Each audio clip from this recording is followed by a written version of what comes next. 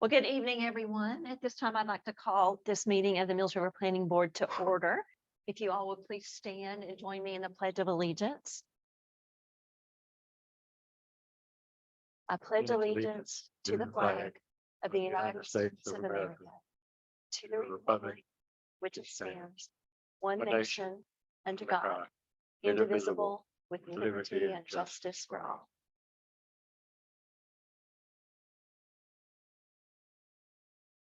Hey, are there any adjustments or additions to tonight's agenda? None. All right, you all received an electronic version of our minutes from August the 2nd, and hopefully have had a chance to look over that. I would like to discuss any changes, or if there are none, entertain a motion for approval. Motion to approve. I'll say. Have a second, all in favor? Uh, Any opposed? Okay, they are approved unanimously. Any public comment? No. And electronically, none here. Okay.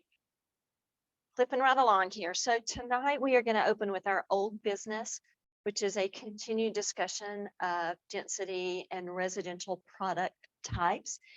If you all remember the last time we looked at this briefly, this actually came as a directive from town council. So I'm going to let Mr. Malachek just kind of give us a review of that, and then we can open up the four-person discussion. Sure, thank you.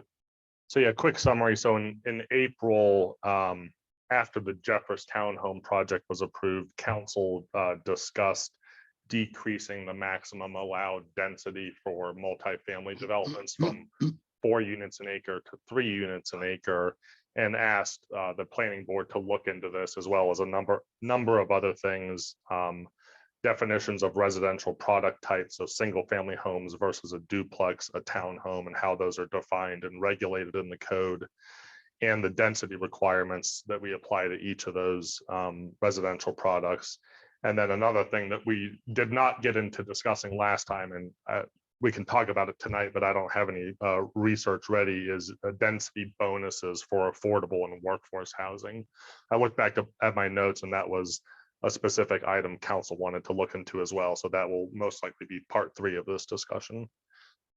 So as the chair mentioned, yeah, we did discuss this in May, and I think we looked through some of the different ordinances online for some of our neighboring jurisdictions. But the feedback I got from that meeting is that we really need to see density allowances in the surrounding jurisdictions in a chart to better compare them to the town's density allowances. And so that's what staff's prepared for tonight, is attachment A, which has a table comparing residential density in all the Henderson County residential zoning districts and a few commercial, all the Hendersonville residential zoning districts, Fletcher, Asheville, and then Mills River. And again, I won't go through the rest of my staff report because we already spoke about that at the last meeting, but really this is just being provided as information to the board. I'll bring up the chart briefly, and so the members of the public online can see, and I'll highlight a couple items.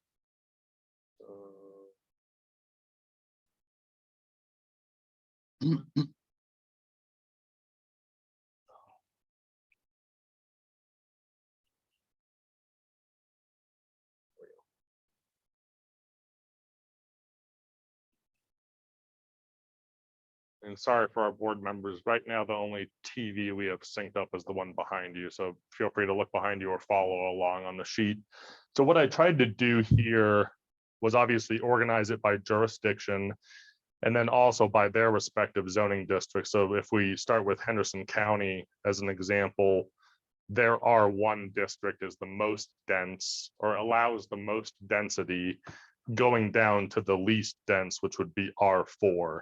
And I tried to organize it that way for each of them. So the same with Hendersonville, R6 would be their district that allows the most density or the most units per acre, going down to R40 being the least dense. And so one thing, we talked about, or in comparing Mills River zoning districts with these ones is, you know, especially looking at the mixed use district, which encompasses a lot of our outlying areas, more rural, more agricultural, is what would be a good benchmark for that. And in looking at the zoning maps for the town, comparing them to the county and then these different jurisdictions, at least for the county, the R2R, which stands for residential 2 rural, and R3 are their rural residential districts.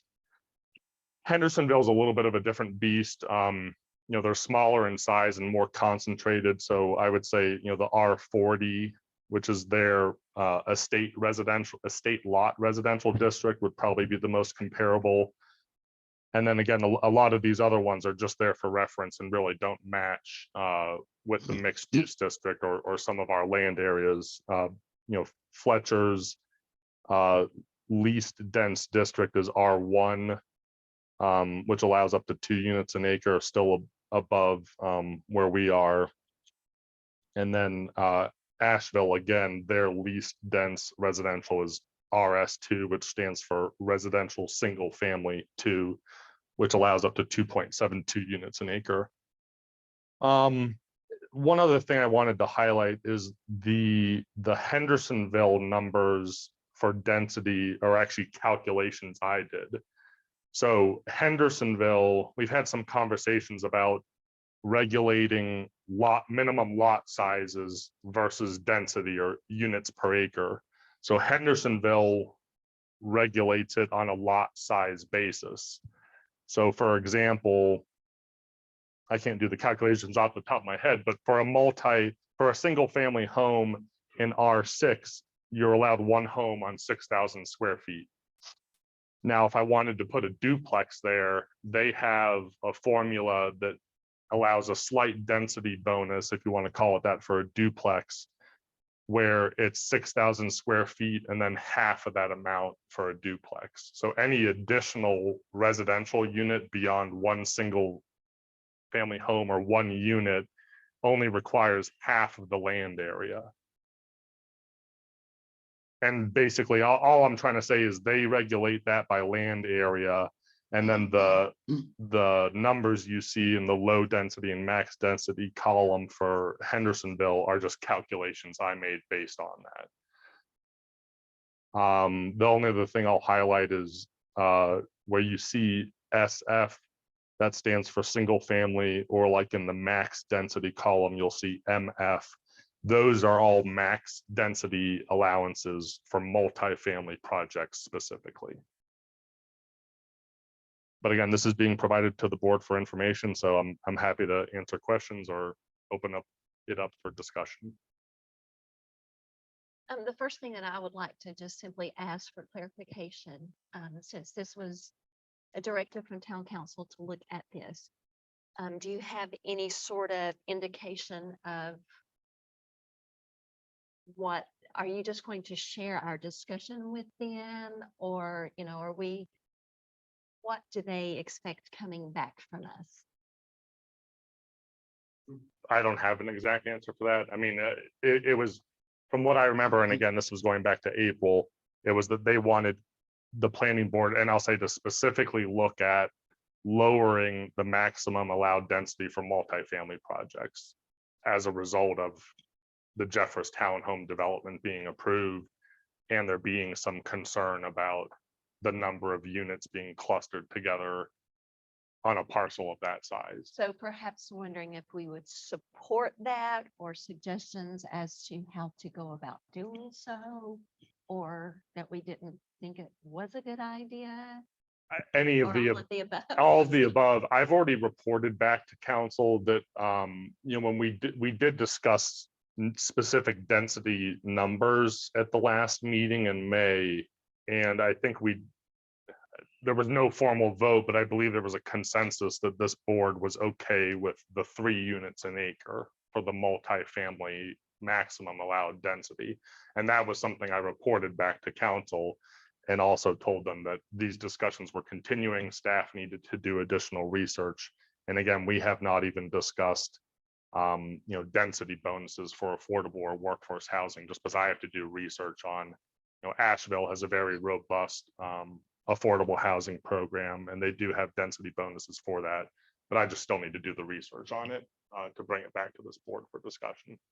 So, sorry, no firm answer there. Understood. But I think it's an opportunity, to look at where we compare to our neighbors. I mean, the council's directive from what I remember was specifically to look at the multifamily density allowance, and then some of these other topics, residential product types and the density requirements for each. So, like for duplexes, we require a 60,000 square foot lot. That's never going to be financially viable to build a duplex on a 60,000 square foot lot. So, I mean, a recommendation I would make is for duplexes, if we want to achieve more workforce or quote unquote affordable housing, is to not penalize duplexes and requiring double the amount of land area.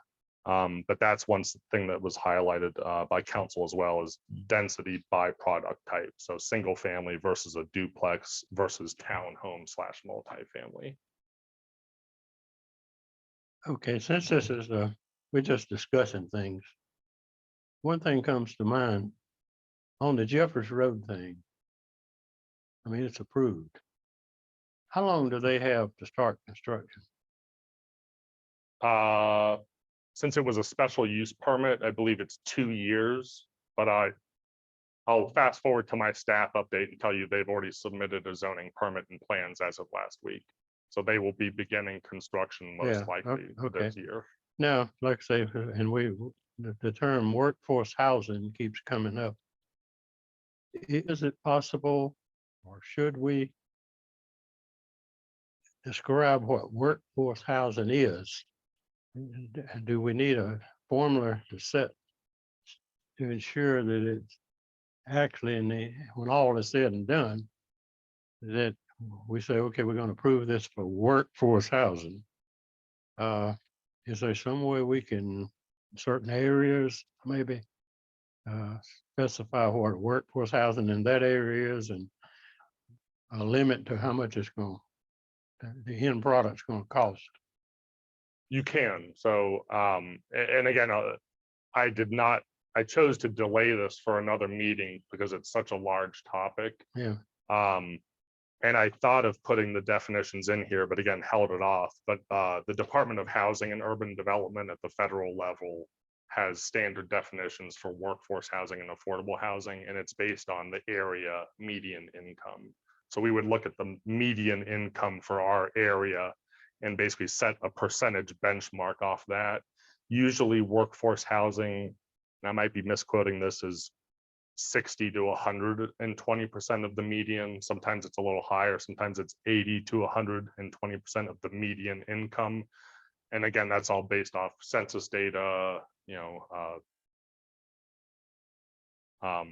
and additional data collected by the federal government. Affordable housing is much lower on the scale, and I don't remember those numbers, but it's like 30% of median income or less. That's just a ballpark. But again, those are things that I'm planning to research and include for this board to review at a future meeting with a staff report just dedicated to that. Affordable and workforce housing, the definitions, and comparable programs in our area. Well, to me, I really don't use the term affordable housing much anymore. I'm saying workforce housing because I want to have some housing available to law enforcement, to teachers, and that type of thing, And I think we discussed before that $500,000 home is not affordable for them.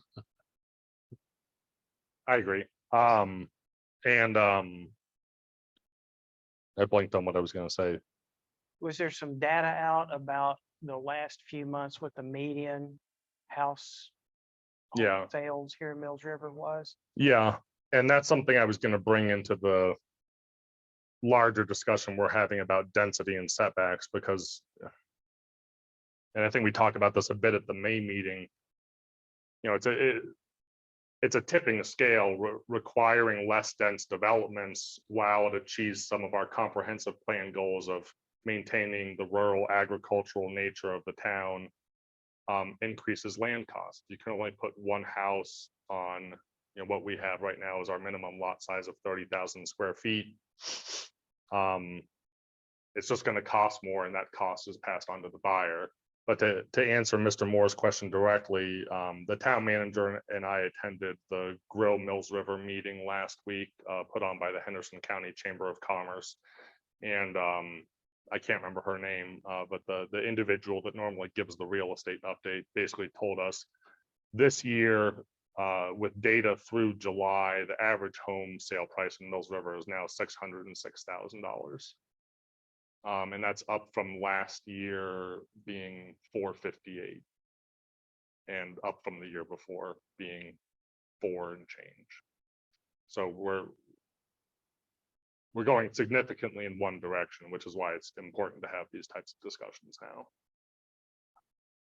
And would one of the reasons that, as you mentioned, the density directly affects that? If there's, because Mills River has only so much land that can be built upon.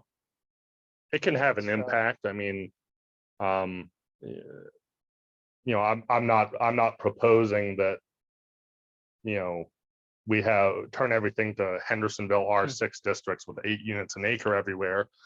But again, I think, and again, this would take a lot more work, revising the whole zoning code. And, we've talked a little bit with council about the ordinance and the zoning code really needing a major update in the future. But perhaps this is something to consider is this zoning district by zoning district approach. The reason we have different zoning districts in different areas of cities and towns zoned differently is to control regulations by district. Right now, Mills River, and you can just see at the bottom of the chart, every zoning district, our low density threshold for single family developments is 1.45 units per acre, which is actually a number we've not heard before. And it basically just equates to the minimum lot size requirement that we require a minimum lot size of 30,000 square feet, which comes out to 0.69 acres. And we also in the code have a residential density requirement across the town of that same threshold. So 1 unit per 0.69 acres, which comes out to 1.45 units an acre if you do the math.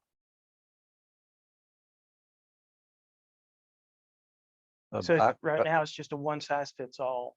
Right now, it's a one size fits all. You have to have a 30,000 square foot minimum lot. Doesn't matter where, for residential, doesn't matter where you are in the town. And you are allowed 1.45 units per acre for single family home products. Right now, if someone were to apply today for a multifamily development, just like the Jeffers Townhome project, you'd be allowed up to 4 units an acre for multifamily. And that's what council, had specifically asked for this board to look at to lower to 3. Mike, I noticed in your policy analysis, you mentioned a couple of pros and con, well, a pro and a con as Mhm. far as, 4 units per acre to 3 unit, 4 to 3 units per acre will result in less dense, development. Mhm. But then on the other hand, decreased density can lead to more agricultural land and open space needed for that, wouldn't it? So, And that's the problem is it's just simple math. If we require more land for a housing unit to go on it, and I'll just say developments here already, we're gonna see that land eaten up. And if farmers can sell it at a premium price, they will. And we have been seeing that. The county has the farmland preservation program, and I answered a question about that today for a citizen. That's really to protect farmers against nuisance complaints from developments going in next door to them. And the town has looked at farmland preservation, but again, that's just an initiative we're looking at getting off the ground now. But what you're getting to is just the simple math that if we require more land per unit of housing, more land is going to be needed and eaten up. And then again, that cost of the land is passed to the buyer. Going back to Mr. Moore's point, if we allow more units per acre, are we gonna see house prices go down by $10,000? I don't know. I just know it's just part of the equation. The land cost, if it's higher than other areas, is passed on to the buyer, and that could be contributing, to what we're seeing with a $606,000 average sale price for this year. When this initially was proposed to come to us from town council, and I was listening in on that meeting on Facebook, the impression that I get from town council, and we all know that it differ every time there's an election, that it's going to differ depending on who the members of town council are. But the impression that I get from our current sitting town council is they will support less dense. That's what they're looking for. They don't want anything that's going to allow more tightly packed units, and that's whatever the trade-off is in terms of higher costs or more developed land. I don't think that if we propose anything that's going to result in higher density, I don't think that it's going to be something that town council currently is going to approve. And just a personal opinion about talking about farmland being sold off, and our farmers who are no longer actively farming, who don't have generational farmers that are going to continue to do that. I think they're going to sell their land and develop it regardless of what our density allowances are. The only thing that we can do is change the amount that they're going to sell, regardless how many homes or how many whatever they can put onto it. We can make decisions to help preserve how that looks like or how that's divided up. And this might be something that no one wants to talk about, but I'm going to just throw it out there. It's something that occurred to me. Town council really, I think they weren't happy about voting in the townhomes, but it checked the box, and it was something that fit. It fulfills the ordinance. But one thing that we could possibly think about is whenever you have a development like that, when you calculate how many units you can have, they're looking at the entire piece of property, even the part that can't be developed, the floodplain or whatever, that's totally unusable. We could put in there somewhere and say, when you're calculating how many units can go on there, you can't count the non-usable part when you're looking at the cluster. Or count a percentage of it. Right. And that's going to make fewer units possible if they can't. They're non-usable because it's flood, or non-usable because they designated green space? Well, I mean, they're going to have a certain amount of green space. I would say probably just non-usable as non-fillable, floodplain, or you may have a. No, I'm just curious because you're rabbit hole every direction. I know. And that's why I want to be sure that we consider everything, because, Well, Talking to anybody here in the public, I am yet to talk to a person that wants a ton of development. right. Not And I'm the same. Yeah, not one. So I don't know if you can make the minimum building lot slightly larger, because they do take that green space into their formulas, right? Well, the townhome developments waive all minimum lot size restrictions because it's a town. It's meant to be a multifamily project. So to have a 30,000 square foot lot, I mean, it just makes it unfeasible. Right, they're not gonna put a duplex on an acre and a third. No, They're not. no.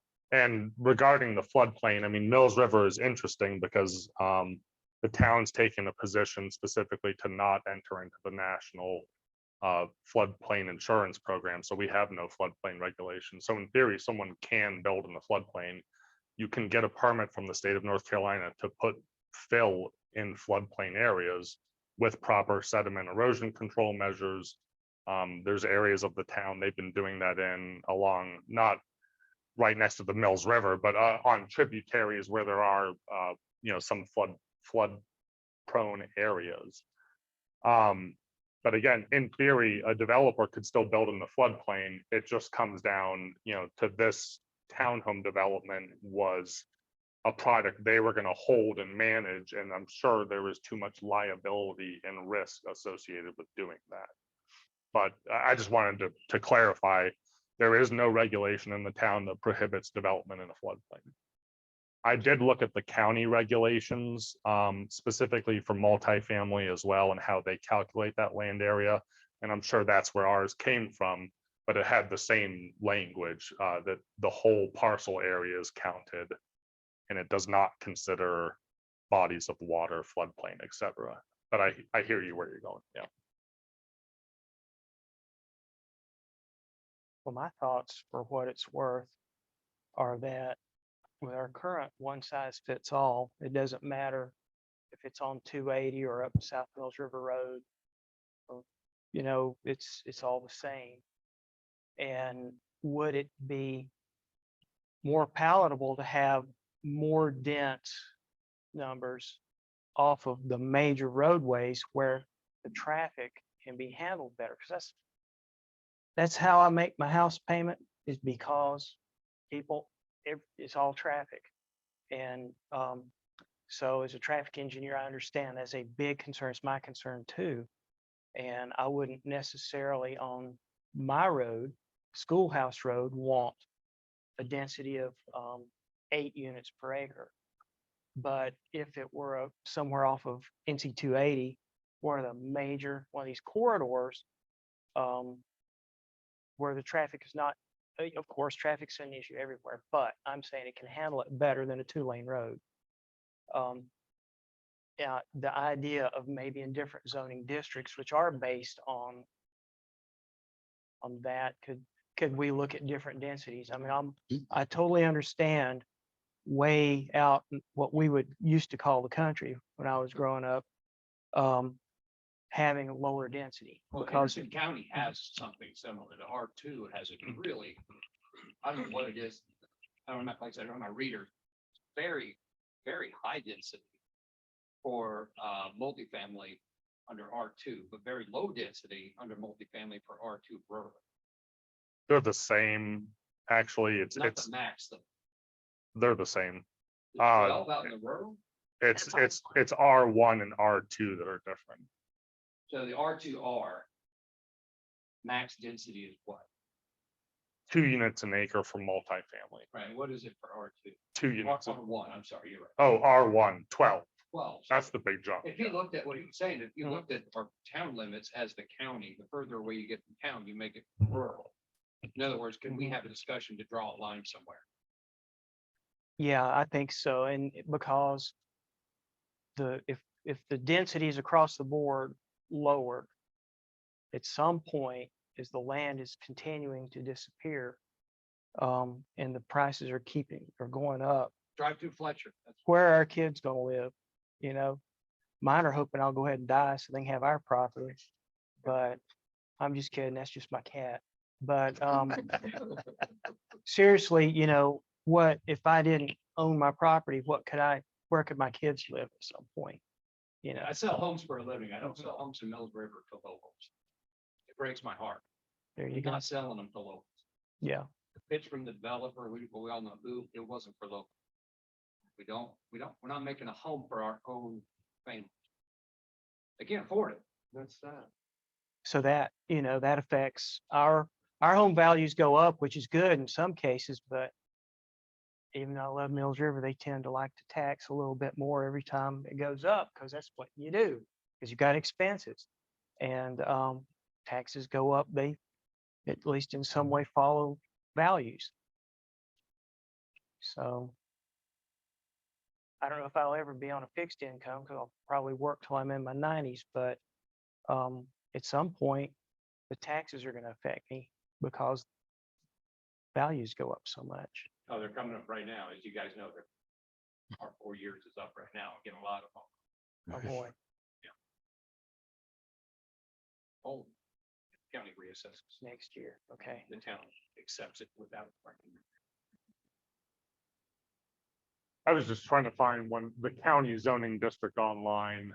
a reference about where the different districts are, but it seems their layer is non-functional currently. But yeah, I mean, if you look at, I mean, again, Hendersonville is a bit of a different beast to compare to us. But yeah, there are 40 districts, and now I can't see. You know, would basically be on the outside. And again, I mean, this is how you see traditional town and city zoning is, you know, having more low density rural developments at the fringes, then moving to something else and then something around the core. Now I know in Mills River, you know, we don't have the downtown. We really have the two major commercial intersections of Old Haywood 280 down to Haywood Road and 280. But again, that's where it may be worth considering. And again, this would be a much larger undertaking that would probably, you know, take a year or so to get under our feet under, but would be to transition to a zoning district by zoning district basis for density and, you know, going into our next conversation, setback regulations as well. Where you really be more attractive to a developer, the high density of multifamily, those are in. Right, they're not gonna go out South Mills River Road to the, you know. Unless it's allowed, yeah. It's not But I mean, we've, as attractive though, it's gonna be more attractive for rural people. And correct. I get there's always somebody that wants, you know, something contradictory. And I mean, you know, I have developers call me pretty frequently asking what's allowed on what property and multifamily ones too. And yeah, there are ones that, you know, even here the 4 units an acre and they're just like, well, that's not going to work for me. So again, I see where town council is coming from, but at the same time, and that's why I wanted to compare us to everyone else. You know, we are one of the most restrictive in the area. At full. Correct. There's other zoning districts in different jurisdictions that are below 4, but again, that's on the zoning district by zoning district basis where they have zoning districts closer to a commercial corridor or downtown that go above.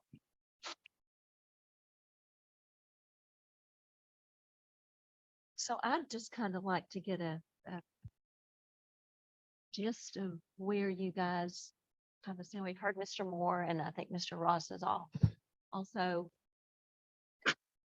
think that it would make sense to consider having some zoning district where the core, you know, the business section, the highest traffic corridor might allow not a huge density, but maybe a slightly higher density than the areas that are further out. Is there anyone that thinks that is a horrible idea?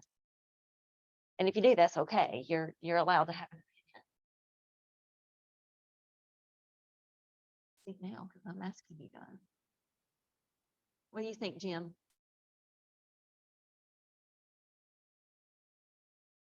Well,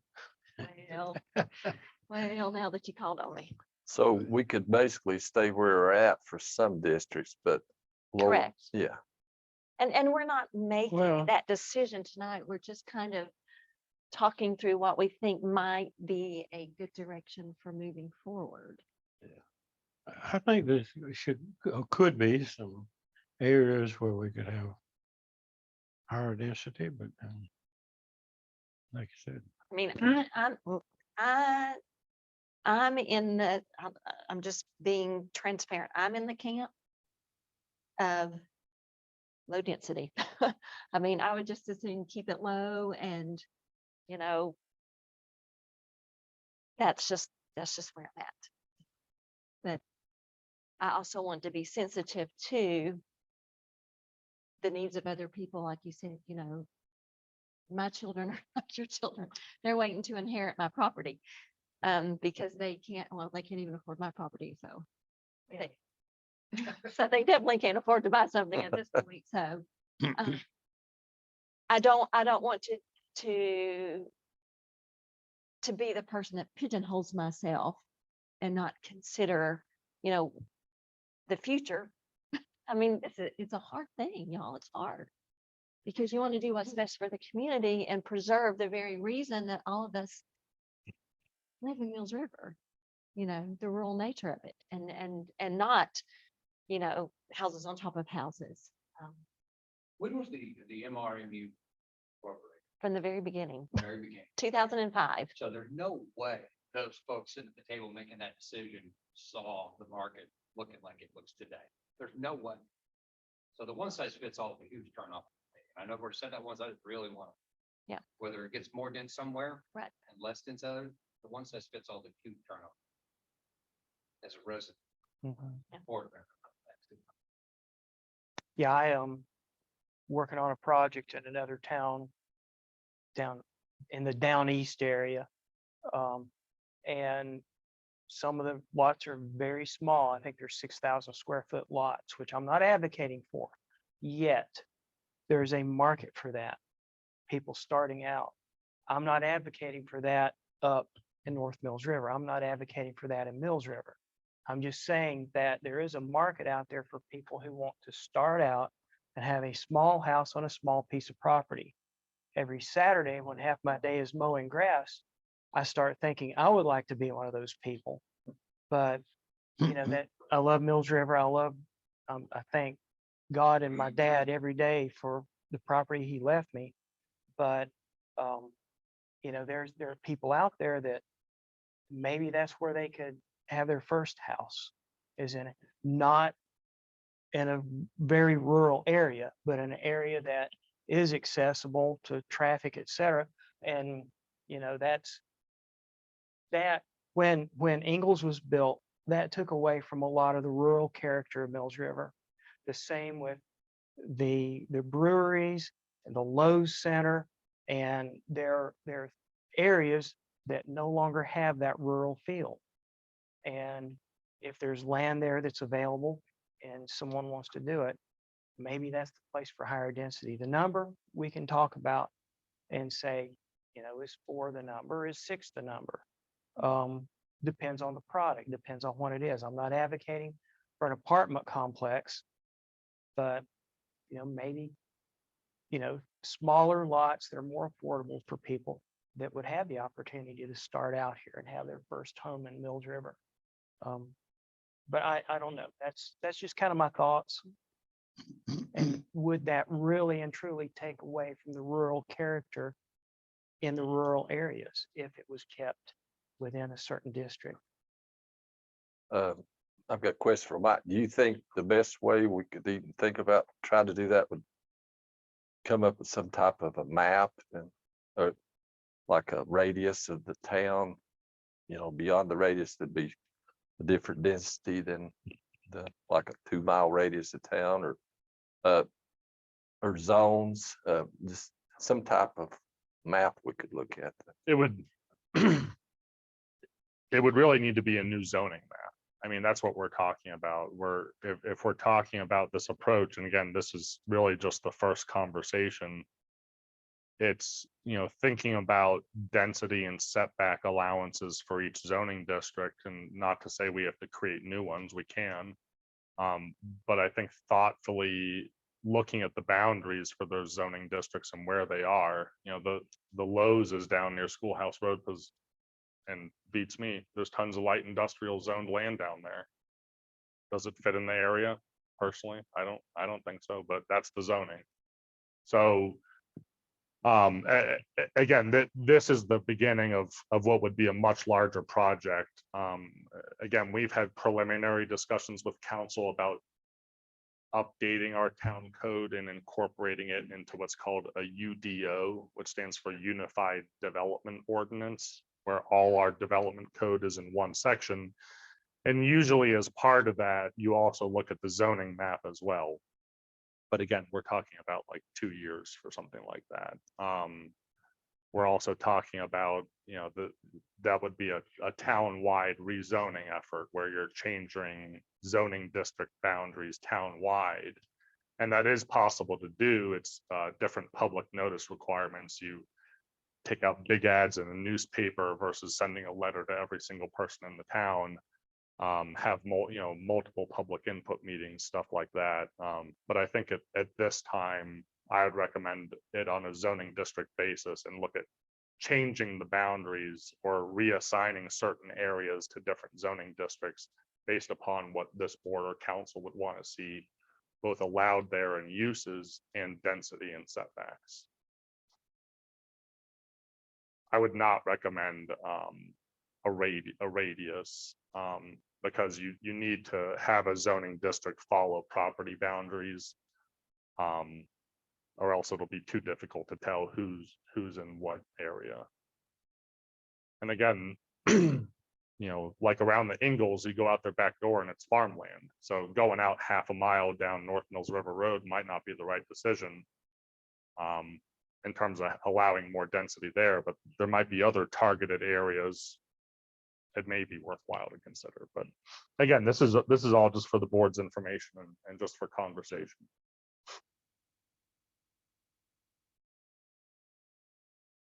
Do they know of any word of or any sewer projects coming this way? As you Not know, at- that's one of the big challenges developers would have, get your density. Yeah. The sewer, 6,000 square foot lot, not doable. Mhm, It's not possible. mhm. Nor, so. Not at this time, no. No. So our, I'm just putting that, when that comes down the road, exactly. that's a physical location. Mhm. And it's gonna drive us up this conversation. We don't have any of that. No, we don't have any knowledge of anything. I know, so we're served in the northern and specifically northeast quadrant of the town by the Metropolitan Sewerage District of Buncombe County. And I do know they have expansion plans in the future, but again, they're just undertaking, I think, their utility plan similar to our comprehensive plan. So they're looking out 20, 30, 40 You years. know, when you go in Anderson County, the whole line going out Eddyville right now is driving 18 different conversations. There's been similar conversations about utilities going down to Rosman as well, I believe from, Just, it changes everything. yeah. Zoning changes, setbacks, Mhm. multifamily. And right now, and I do get this question occasionally, and again, City of Hendersonville is our public water provider, but all extensions are done on a private basis. So if a homeowner wants to tap into a main, they would be responsible for doing whatever extension and tapping into it. But right now, it's private developers that are extending really just public water to their proposed developments, Mills River Crossing being one of them. But not sewer. No. Sewer currently ends right outside the Acoustic Credit Union site, which is basically at the corner of Presbyterian Church Road and 280. Cool. There's actually a sewer, there's a main under 280 where Presbyterian Church Road comes into 280. So if we're talking about like utilities going down 280, that's the last extent of the public sewer. Public water down 280, as far as I know, again, doesn't go much further than Mills River Crossing. But again, that's data from another entity that I'm not aware of. It's been updated. But you're absolutely correct, and that's an oversight by me not to mention that, and I appreciate you mentioning that. Is our lack of public utilities does extremely limit development density. The only reason the Jeffress townhomes were able to build the number of units there is because there's literally a sewer line running through the property and public water. They were able to pull from the Pardee outpatient surgery center property adjacent to them.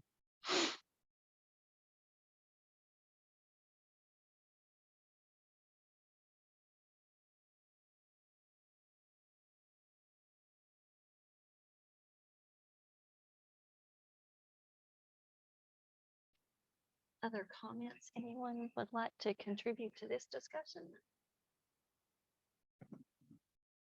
Well, I will go back to originally what I said, and of course, until you send it on, you don't have any way of knowing.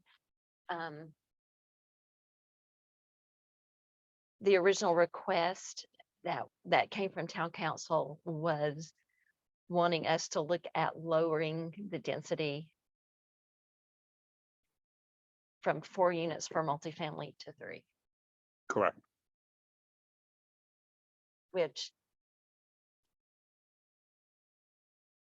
to me is an indication that anything, anywhere that's going to increase density is not gonna be something that's gonna fly. I don't think it will. I mean, we can, send some information to them, some things we'd like to consider. And again, the dynamic will change whenever there's another election, but,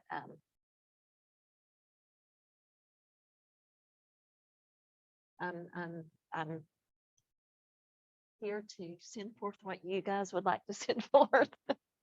Well, I would have a hard time saying that across the board, density should be lowered from 4 to 3.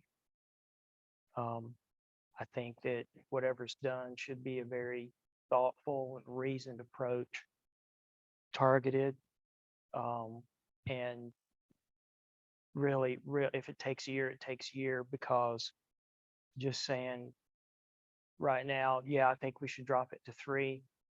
I think some real thought should go into it in time. Not saying that it hasn't been thought about, just that it needs to be thoroughly explored, because that really would affect just a lot of effects that need to be thought about. So that's just my thoughts, and I'm not opposed. I'm just saying, if after the process, that's what we as a board think is the best option, then we can stand and say, yes, that's what we think is the best option. Just as an example, just as a point of reference, so the Jeffers Townhome development was approved at 148 townhome units, which is the 37-acre tract times 4. If you were to lower that to 3, it'd be 111 units. So a 27-unit difference. It's a big deal for that developer. That number's not. Mhm. So we talk about, does he buy more land, same units? Does he build less units, a higher profit margin? You're moving one of those and you're changing something else. I feel like whoever said targeted down there, that needs to be how you're looking at this. Even if you increased it in a small area or didn't decrease it, whatever that answer is being. I don't like the blanket change though at all. No, there's more, and I said, who is repeating? Mhm. Sorry. No, I'm glad. We should Makes put me it all feel good. together. So, And again, there has been some willingness to consider, I mean, that's one of the topics council, asked us to talk about, which will have to come at a future meeting, but is density bonuses for affordable and workforce housing. So I think there is the existence of some possible give and take there. you don't have an example of that though, do you, like a real life, real time? But that is something that's out there. Oh, yeah. Would those be for rental units, or would they be purchases? That can it be for either? It's whatever we want. Yeah, it'd be whatever we want it to be. Because rental units generally imply some sort of a multifamily, Mhm. whether it's townhomes or apartments or Usually to get something. the cost down, to meet the workforce area median income threshold. Usually you're either looking at a smaller home, or a multifamily product. In my experience with Asheville is that for a large development, a certain portion of that development is given up, is offered up as workforce or low income in order to help meet city goals. I know there are some. I think the development at Signal Hill and North Clear Creek, perhaps. I think I read that there are some, like a certain percentage. Mm. I don't know what the bonus was for doing that, but. And that's usually, Other than- yeah, and that's usually, my experience is based on rent and it's for a certain number of years. So that times out at 10, 15, 20 years, depending on what it takes to get that.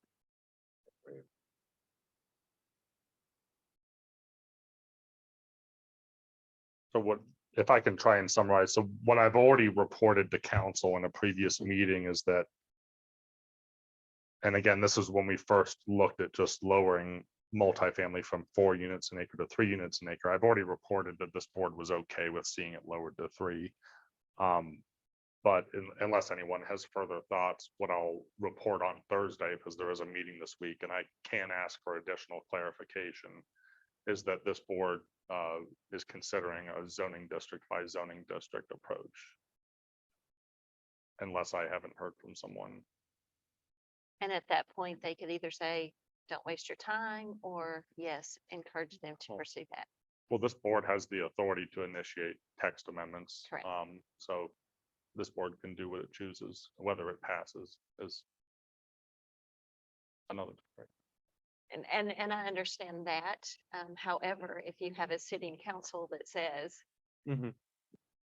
you know, I wouldn't encourage town staff to expend their energy and time putting something together, nor us, if it's not even going to be considered. So, that feedback would And I certainly think be. part of that is that, yes, we agree in some areas, Mhm. density should be lowered or may need to be lowered, may benefit from being lowered. And that's why, rather than a one size fits all. In maybe a strategic that'll help. fashion. And they may say, don't waste your time, in which case we won't waste our time, Mhm. but, I think that responding to a development with a policy change versus, if it's a way to make it better in that, I don't know. And I it see where you're should, going. you say it should be deliberate Right. and it should be something that Specific fits. To a single, Right. That's right. Although sometimes it's the single development that points something Right. out right. that makes us consider. Well, we don't want to say there's not a place for it here, because I think there is. Mhm. It's just Ways allowing to it to be play. broad. Not some type of, Right. because you don't want to steer people, but we do have like for like neighbors. That end, whether it's Ingles being out of place or Lowe's distribution, I think you said, whatever the example. Mhm. You don't want to be obviously punitive, but you don't want it to be and off the table Mhm. completely either. In my opinion, I think there is a need for. Just not everywhere. That's right. And for the record, I'm glad Ingles is here. They're Yeah. good. They're good. Sorry, Lowe's Distribution Center. I have to knock on, sorry. No. And nothing against Knock all Lowe's. you want to. Professionally, or from my professional opinion, I think it's a really important conversation that needs to happen now. 100%. I've been in other places that have gotten past this point in Mills River, and I'll just tell you, I mean, the market's the market, and growth is already here, and just based on even commercial and industrial, and reapplications I've gotten in the last 2 weeks, totaling over 200,000 square feet of warehousing and distribution. Jobs are coming here, people are coming here too, and I think it's only going to continue. So it's again, just my professional opinion. I think it's really important to look at this stuff now, even if we're just starting the conversation.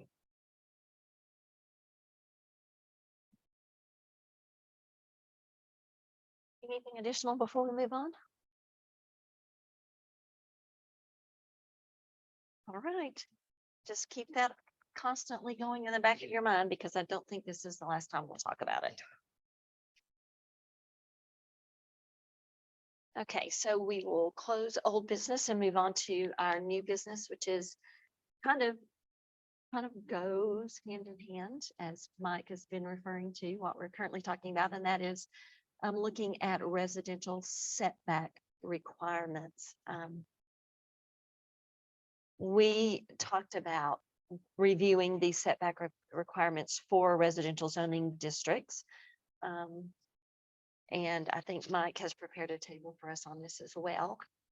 So if you want to give us a quick overview, that would be great. Yeah, so at the last meeting, members stated we wanted to review town setback requirements, and since I figured I was going through everyone else's ordinances and getting the density, I might as well get all the setback data too, and do 2 similar tables so we can compare ourselves to others in the area. But I think the request was specifically to look at implementing setbacks in our Mills River mixed use district, because again, that covers 2/3 to 3/4 of the town's jurisdiction, and there's no building setback requirements for any residential structure. There are setbacks for commercial structures, but not for residential. And again, both the Mills River Crossing developments are in the mixed use district. So with no setback requirements, usually the minimum setback you see is homes about 10 feet off the property line. But you are seeing homes placed closer together than we're used to seeing in other areas in the town. I'm just going to summarize my staff report quickly for the record and those online, since we haven't talked about this before. So building setback regulations are just another set of planning and zoning regulations, and they're helpful in defining neighborhood character, how the streetscape, how homes look when you come down a street, and how they're set back from the roadway. They're also a tool that controls the buildable area of a lot, because in a setback area, you are not permitted to build a principal structure. And then this is, I think, an important point that ties it back to our previous discussion. So although this is not a density regulation, larger setbacks can give the appearance of less dense development, and smaller setbacks vice versa. But that's only due to the fact that structures are placed either further apart or further back from the roadway, not because it's less dense. And I stated setbacks should only be established for the town to achieve specific goals that contribute, and this was just based on UNC School of Government article, public safety, health and welfare of the community. All our planning and zoning regulations should have that tenet in mind. And again, setbacks dictate that a private property owner cannot use that portion of their property to build on.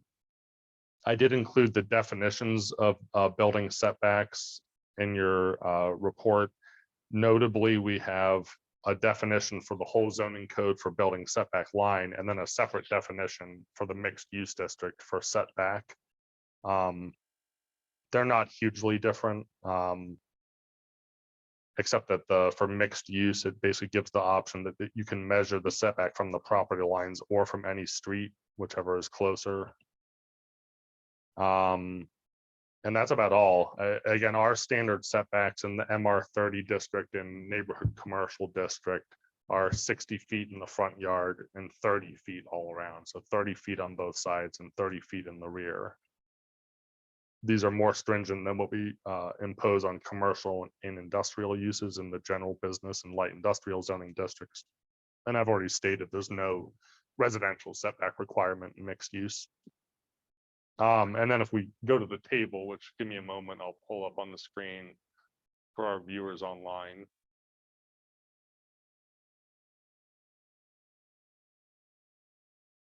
One second.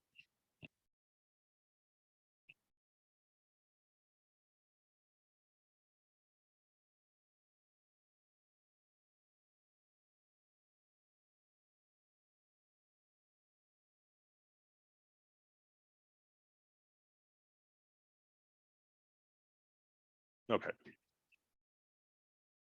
So comparatively, I tried to arrange it the same as we just looked at with the density spreadsheet. So we've got the more dense, downtown, if you want to call them zoning districts, at the top of each jurisdiction section.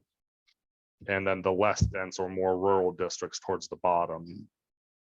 The county, a couple things to highlight. The county is interesting. They do not regulate setback by zoning district. They regulate it by the street you're on. So that's why you'll see a bunch of these numbers for each county for the front yard setback, is that it just depends on the type of street, and they define them as local street, collector, thoroughfare, boulevard, and expressway. And then the side setbacks, rear setbacks, and height are slightly different, but relatively similar for most of the districts. Hendersonville is a pretty traditional one where you see about 5 feet added to the front yard setback for each successive zoning district, going from downtown as R6 to more rural, the R40, estate residential. And again, you see the side and rear yard setbacks increase in that fashion as well. Fletcher across the board is 20 feet in the front, 10 feet on the side, and 15 feet in the rear. And then we have the Mills River setbacks, which again, comparatively, the only thing they compare with would be Henderson County's front yard setbacks for being on an expressway. For the 60-foot front yard. And then that, I didn't mention that we regulate front yard setback differently by the road type you're on. So if you're on a major street, which is really just 280 or 191, whether it's Old Haywood Road or Haywood Road, doesn't matter. If your front yard faces that street, you have to have a 75-foot front yard setback. Everything else is 60.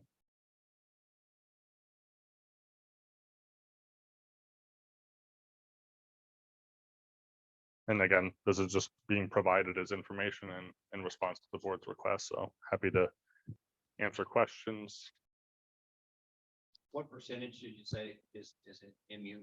60, 170? About 2/3 to 3/4 of the town's jurisdiction. And I could show you quickly on, I can't see it. And generally mixed use is more rural than the other areas, would you say? Exactly. And that's what I'm going to try and show real quickly on our zoning map here. So mixed use is the brown. Come on.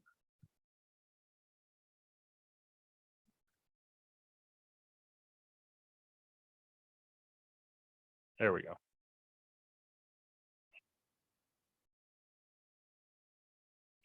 So mixed use is the brown. So everything over the ridge line to the west, everything to the south, and basically everything north of Old Haywood Road. It's really this eastern section of town that, and you know, our industrial areas that have the different zoning. So I've only done a really rough calculation, but it's somewhere between 2/3 to 3/4 of the town is that one zoning district. There's a major development, 400 acres recently purchased down 280. So it's in that. Again, I think the obvious statement, repeating myself, is in 2005, the folks sitting at the table will now see this town looking like this 70 years in the future. This just seems very to me. And I mean, to be frank, the town's never had a planning director before. We've only had zoning administrators or planners. So a lot of the staff that's been here, although the regulations have been slightly updated and changed over time, much of it has just remained the Just same. to clarify, that wasn't a dig. That comment from me was. Oh, no, not at all. It's changed and no one saw it come into this extreme. No, I agree. And I'm just saying that the town also, you know, has not grown to the point that they were able to look at it. But again, just like the comment I made about the density, I think, you know, now is the time to have these discussions. Yeah. But this is, if this is something, if this specifically an MRMU were to be changed, and the MRMU district would size down in the future, then no changes would be needed for the setbacks. It would just stay with MRMU. Say that one more time. So if you added setbacks to the MU. Yep. Right, in the future, if there were other zones created. Yep. For less or more density, for whatever reason, whatever setbacks in MU, which is probably with that into its future. Would it still remain mixed would use? remain with. Yeah. Right. As long as you established the setback for the zoning district, doesn't matter where. Right, with the zoning district, so Mhm. future zoning districts that don't exist yet, if they do exist in the future for Mills River, they could have their own set, Exactly. which they should, is where I'm going. Can't change that density. Another Change this. another example would be like our neighborhood commercial district, and that's why I tried to include the county zoning districts, local commercial and community commercial, because I was just trying to find something along the same vein. But on our zoning map here, neighborhood commercial is the neon green. So again, that's meant to be a transitional district that allows single family homes, allows duplexes, but also allows what I just call light retail, light commercial. But we impose the same residential setbacks on neighborhood commercial that we do in MR30, which is our low density residential, which is the orange sections on the map. And also one other graphic here real quick. Bear with me again.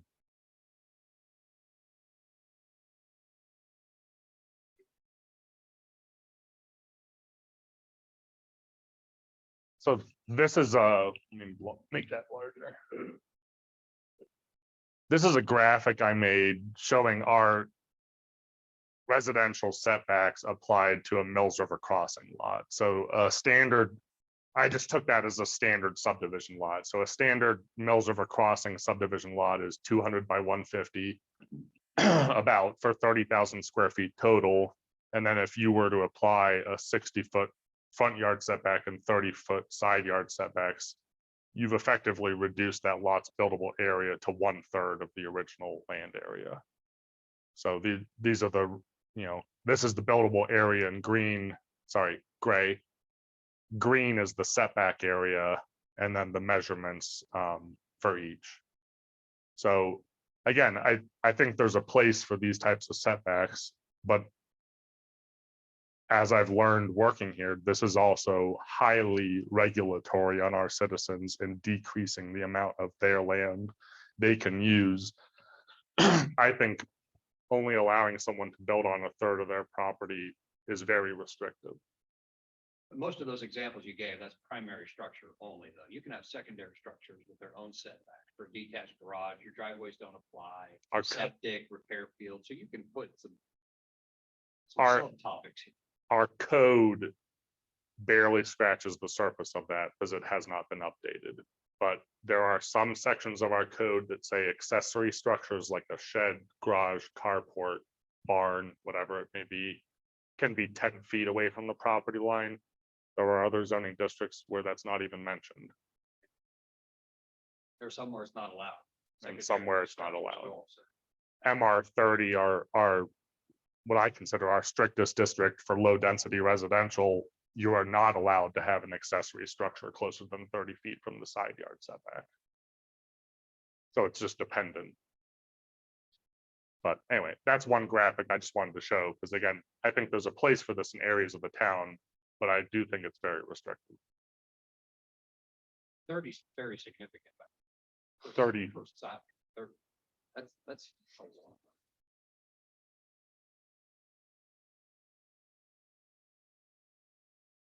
I also think about, just trying to think about, someone who owns a piece of property in mixed use. And someone comes and buys property beside them. I don't necessarily want someone building right at my property line either. So there's also a measure of protection for, someone coming in and building right on top of you when that's not what you desire as well. I guess I think there could be some balance rather than being no setback requirements, but there being something, to protect everyone. I agree. I think we need on the residential lots some setback requirements. Because I see some things going up as we speak. I look from the road, look like about this close together, and we talk expensive houses, and that what enables them to build that expensive housing. They use up the whole, and they find somebody that doesn't care, just want the house, doesn't care of them that close to the neighbors. Just, I think we need some residential setbacks.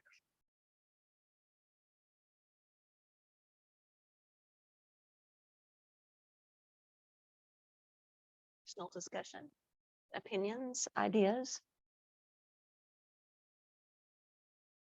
So anything that was decided, for example, today would, anything prior today is grandfathered.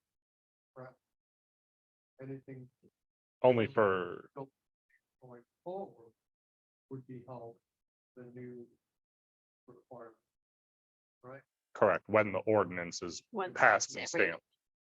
And there's actually not to get into the weeds, but there's a state law that if you have an application pending during a change, you actually have the right to choose which regulation to develop under. It's called permit choice. But you're correct, existing structures or things being applied for currently only the current regulations apply.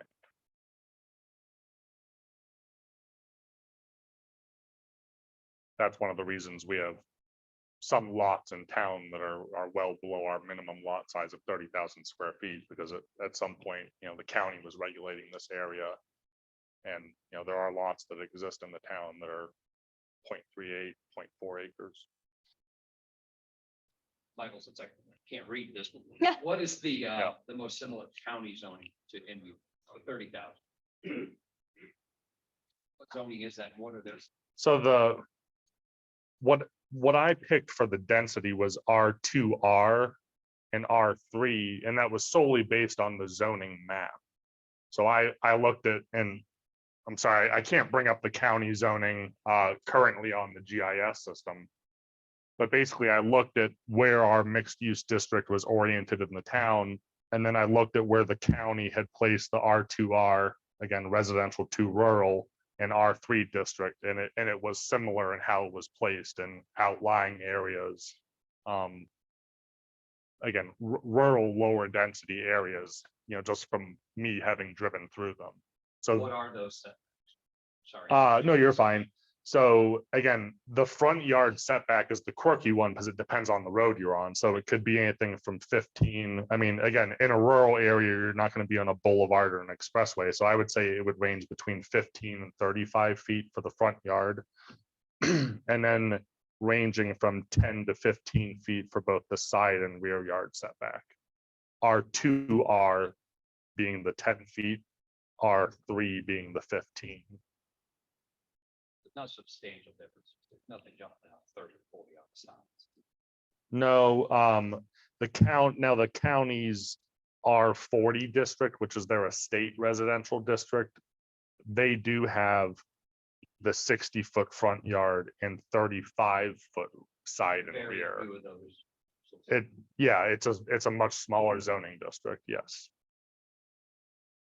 R2R and R3 are, and again, I don't want to speak out of term without the zoning map up, but are some of the zoning districts that encompass the largest areas of the county. Again, looking at where mixed use is comparatively. So can you pull your example back up that had the 9,900 square foot Yes. cut out of the 30,000? For me, that was a good visual. I just took a quick math on what if you change that from down to 15, left and right, what your length, I'm sorry, your depth of that. So your depth's 110 feet in that building area. And if you took 15 off of that on either side, 30 times 110. You're adding a significant amount more buildings. And to Sherry's point, this is easy fix, is stop your neighbor from building on the line. I own several properties in this county and I have one on the line. It's not Mill River, but they have to come outside to watch the outside of the house on my property. It's 0. And that's what MU is right now. Yeah, that's an easy fix for me. Because that building space, another concern, right? The concern is topography. It's neighbors where the neighbor sewer, septic tank well. There's laws that you can only get so close to each of those on either side. So that buildable space, even though the footprint of the house is nowhere near 9,900, that's small in a hurry. You just take it so how many square feet did we add if we cut 15 off each side, 30 times 110? It would make like 13,000. There you go. That's what large percentage. Over 30%. And we're still at 15 feet setback, which is very common for us.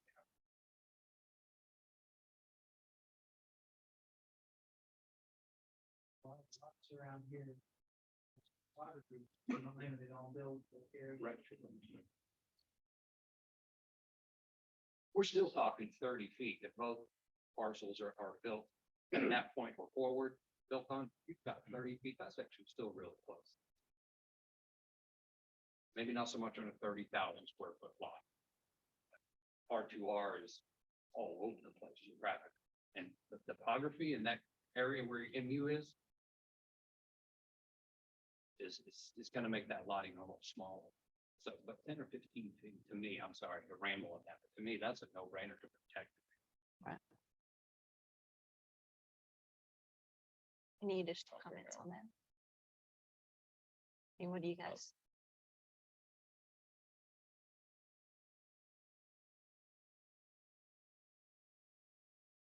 Do we need to know something? Sorry, could you repeat that? We're just had a question online about the sound quality. Brian, I think, Me, no, it's fine. it's not on. Oh, you muted? Yeah. No, no We did worries. that on purpose. My apologies. Yeah. Hopefully talking right now is people can hear it. So, so just to summarize that for those of you who have been listening but not hearing. Mr. Ross was saying that looking at the graphic, if you kind of had a compromise, if you will, of some of our other zoning districts and put setbacks of 15 feet in the side, just side yards alone, side and rear yards. I mean, the average of what you read, I think was 20. Sorry, let me Right. unmute this. I We believe you're prefer- 25 on the front, 15 on the side, just rough average of what you were reading through. Very Offer common. protection to property owners, that would also allow someone who's building, again, a property owner to not be so limited if you had to move around because of topography or access or whatever things might exist on the lot that you had purchased. Is that a good summary? Sure. Yeah.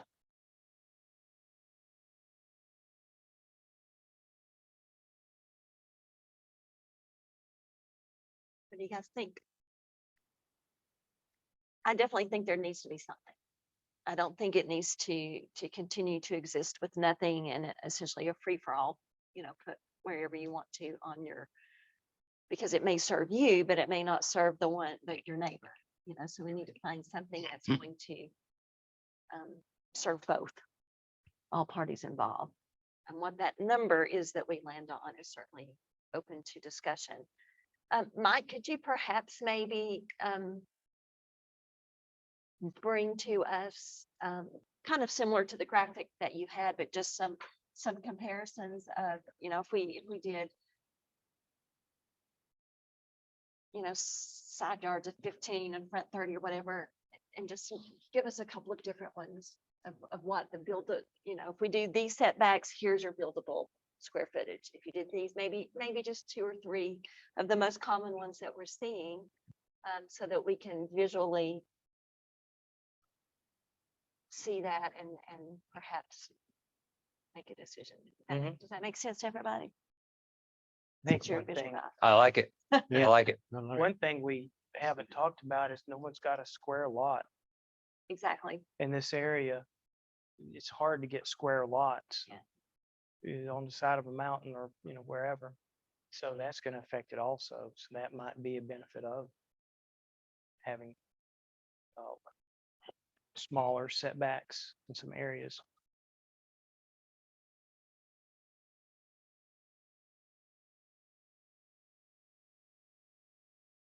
You can do that for us. Yep.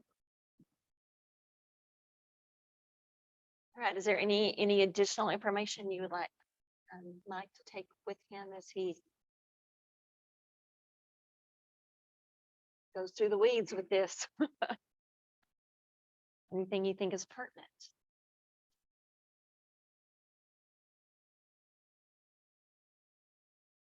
Again, continue thinking because this will not be the last time this will be in front of you.